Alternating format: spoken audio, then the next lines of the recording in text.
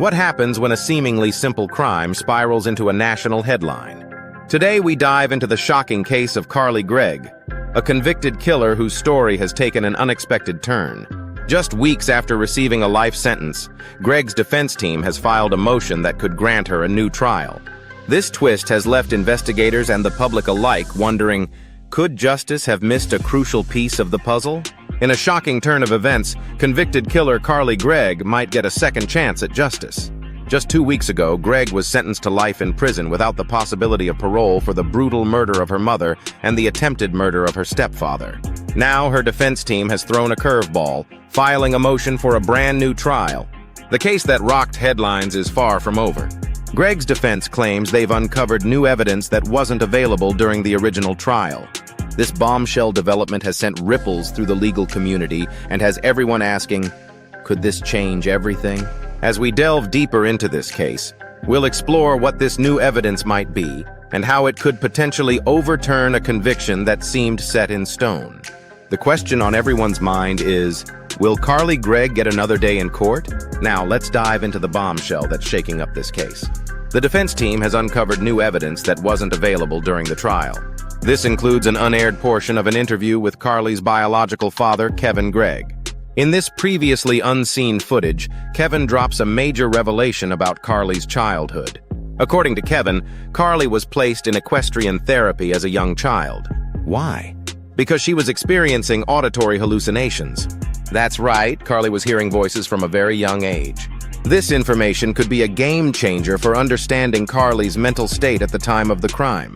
What's particularly interesting is that Kevin Gregg had refused to cooperate with Carly's defense team during the trial. He wouldn't talk to the state or the mental health professionals evaluating his daughter. So, this new information about Carly hearing voices as a child is only coming to light now, after her conviction. It raises serious questions about her mental health history, and potentially her culpability in the crime. To shed light on this new development, we turn to retired criminal defense attorney Kirk Nurmi, who famously saved Jodi Arias's life.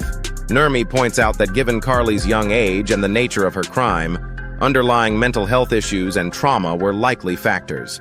This new information about her childhood auditory hallucinations could be crucial in understanding her mental health history. Nurmi emphasizes that this evidence could have significant implications for Carly's case. It not only touches on her mental state at the time of the crime, but also raises questions about the decision to try her as an adult. The revelation of early psychiatric interventions could potentially challenge the court's initial assessment of her competency to stand trial in adult court. While Nurmi believes this motion may not lead to an immediate new trial, he sees it as a strategic move to build a comprehensive record for future appeals. This new information could provide the foundation for a stronger case in higher courts, potentially altering the trajectory of Carly's legal battle.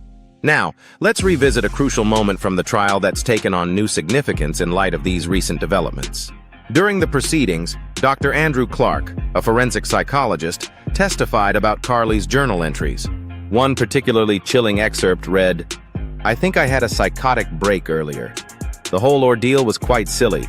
I actually spoke with one of the forces in my head." At the time, Dr. Clark used these writings to support his diagnosis of unspecified schizophrenic disorder. But now, with Carly's father revealing that she experienced auditory hallucinations as a child, this testimony carries even more weight. The new information corroborates Dr. Clark's assessment and provides a historical context for Carly's mental health struggles.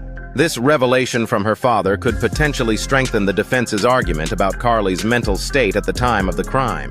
It raises important questions about the progression of her condition and whether earlier intervention might have altered the course of events.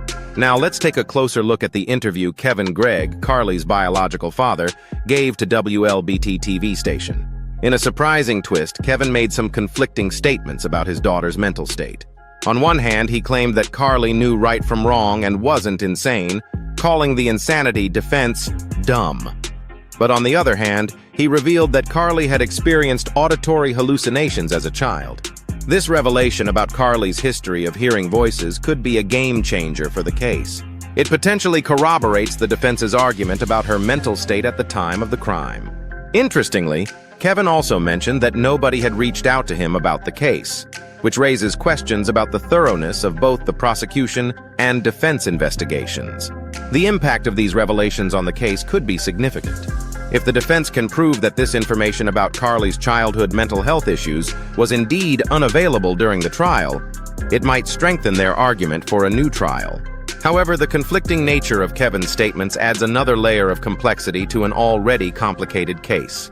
Now let's consider the prospects of Carly Gregg actually getting a new trial. The odds are, frankly, quite slim.